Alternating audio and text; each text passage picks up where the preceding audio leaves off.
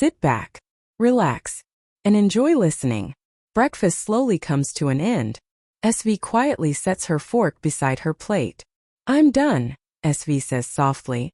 Her mother smiles with visible relief. You ate much better today. I told you I'd be fine, Mom, SV replies gently. RK has barely touched his own breakfast. His eyes drift toward her shoulder again, watching the way she moves, making sure she doesn't forget the injury for even a second. SV slowly pushes her chair back. She prepares to stand. Before she even fully rises, RK is already beside her. One hand instinctively reaches toward her. Careful. SV looks up at him. For a brief second, the familiar irritation flashes across her face. Then she notices her mother watching from across the table. The irritation disappears. A gentle smile replaces it. I'm fine, SV says softly. She places her hand on his. As she steps closer, RK instinctively supports her. One arm slips gently behind her back. His other hand naturally steadies her forearm before she sways. RK doesn't move his hand away, not because he is trying to continue the act. He has already forgotten about it. His attention never leaves her shoulder. The doctor asked you not to put too much weight on it, RK says quietly. Just take it slowly. SV looks at him for another moment. Then, without another word, she allows him to steady her as she stands. Only after she is balanced does he begin walking beside her. Neither of them notices how natural it feels. Cross the dining room. I'll take her upstairs, RK says to her mother. SV's mother watches in silence, giving a small nod. Her eyes soften. She says nothing. She simply lets herself enjoy the sight for a few precious moments. They reach the foot of the staircase. Together, they begin climbing the stairs. Slowly, carefully, RK watches her every movement. Neither of them speaks.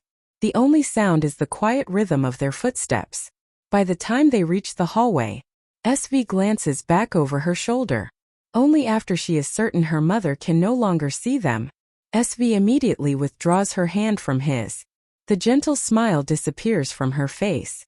Her expression hardens in an instant, along with every trace of the wife she has been pretending to be. The irritation she has been hiding settles back across her face. I can walk from here, SV says. She immediately steps away from him. The distance between them begins to return. She takes one careful step on her own, then another. The second step pulls sharply against the fresh wound. Pain shoots through her shoulder. Her balance falters. Before she can catch herself, RK's hand is already there. One arm slips securely around her waist while the other steadies her before she has the chance to fall. Silence. Both of them freeze. Their eyes lock. Neither of them moves. For one long moment, the world seems to disappear around them. The silence stretches. Neither of them looks away. The moment lingers, until the faint sound of dishes from the kitchen finally pulls them back.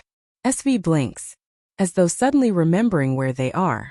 She immediately tries to straighten herself.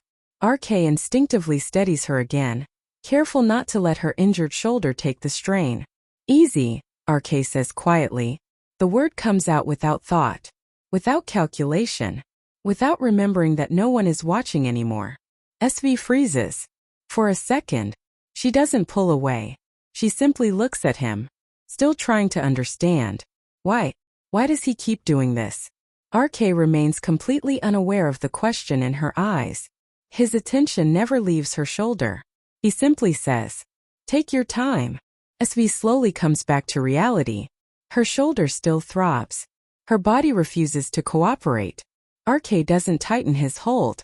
He doesn't move any closer. He simply waits until she steadies herself again. Only then does he loosen his grip slightly. "Don't rush," RK says quietly. "We'll get there." There is no lecture, no reminder, no expectation, just quiet certainty.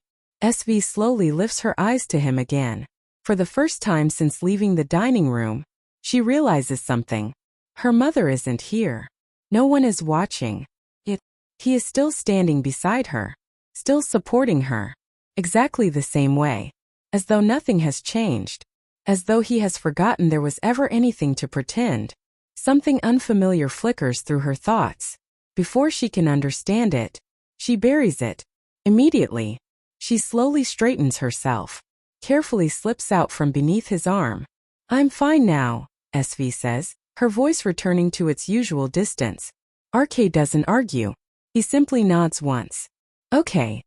No disappointment. No insistence. No attempt to convince her otherwise. He only waits until he is certain she is standing steadily.